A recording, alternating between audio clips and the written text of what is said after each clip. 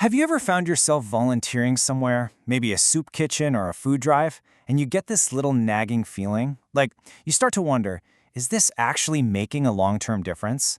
I think it's a question a lot of us have.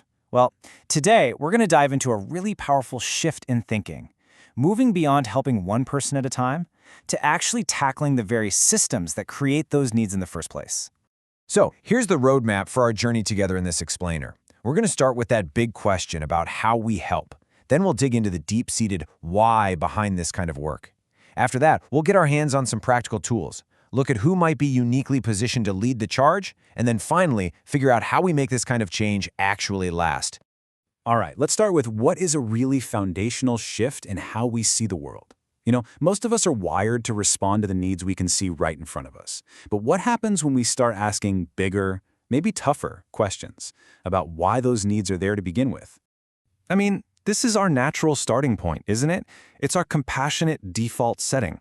We see someone who's hurting, they're hungry, they're homeless, they're in some kind of distress, and our immediate gut instinct is to offer direct personal help. And that is a beautiful, essential human response. But here it is. This is the crucial question that pushes us to go so much deeper. Are we just putting a Band-Aid on a much deeper wound? Because if we only ever offer that temporary relief without asking why the problem exists, we might, without even meaning to, just be propping up the very systems that cause all the suffering. We've got to look upstream to find the source. And that's where this really key idea comes in: community practice. This is a total paradigm shift. Instead of asking, what's wrong with this person, we start asking, hey, what's happening in this environment that's causing this kind of distress? It's all about moving from treating individual cases to addressing the root causes. Now, this right here makes the idea so much more concrete. Let's take the example of substance abuse, which the source material uses. Individual counseling, absolutely vital, 100%. But a systemic view, it forces us to ask those bigger questions. Are there good jobs around here? Are there strong community support networks? That broader lens is absolutely essential if we're serious about creating lasting change. So, for people of faith, what's the theological engine that's really driving this shift? Why should faith communities be so deeply invested in transforming the actual fabric of their neighborhoods, not just offering charity?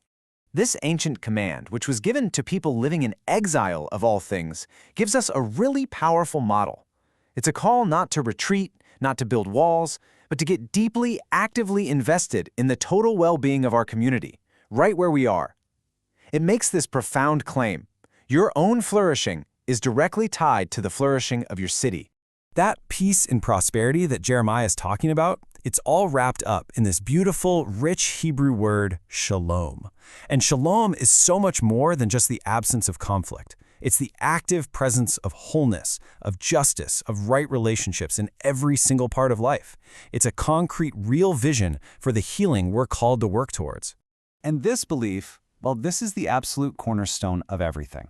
The Imago Dei, the idea that every single person is created in the image of God, it means we don't look at a community and just see its problems or its deficits. No, instead, we see people who possess inherent dignity, God-given capacity, and just incredible potential. This one belief changes everything about how we show up. Okay, so with that theological foundation laid, let's get practical. How do we actually put this vision into practice on the ground? If we start by seeing the inherent capacity in a community instead of just its needs, what does that actually look like? Well, this brings us to a really powerful tool called Asset-Based Community Development, or ABCD. This approach is a direct outworking of what it means to honor the Imago Dei. It operates on this radical belief that every single neighborhood, no matter how challenged it might seem on the outside, is filled with God-given gifts, skills, and resources just waiting to be discovered and mobilized for the common good. And this path here just illustrates it brilliantly. Notice it doesn't start with outsiders coming in with some quick fix. It starts internally by mapping what's already there, the hidden skills of individuals, the social power of local groups. Then it's about connecting those assets, building real relationships, and mobilizing them toward goals that the community itself defines. Only then, once that internal strength is organized, does it leverage that to attract outside help. It's inside out, not outside in. So this kind of patient, asset-based, long-term work, it requires a certain kind of institution. So you have to ask, is there an organization out there that's uniquely positioned to play this role in a community? Well, the source material makes a really compelling case for the local church. I mean, just think about it for a second. Churches are often the last institution standing when a neighborhood goes through hard times. They are there for the long haul. They're motivated by love, not by a service contract. And they're resourced by a community of volunteers who are deeply personally invested in the well-being of their own blocks. But, and this is a huge but, all of that incredible potential is only unlocked with the right posture. It has to be one of deep, genuine humility. The goal isn't to parachute in with a bunch of pre-packaged solutions. It's about partnering with a community, and that means listening and learning for a long, long time before ever trying to lead. This kind of deep, transformative, systemic work is not a quick fix. It truly is a marathon, not a sprint. So the final, absolutely crucial question is, how do we sustain our energy, our vision, and our effectiveness for the long, hard work ahead? And the simple answer is, we aren't meant to do this alone. The sources really emphasize how critical it is to find or form what's called a community of practice. This is way more than just a professional network. It's an intentional ecosystem for people to connect, share wisdom, find support, and stay grounded in their shared calling.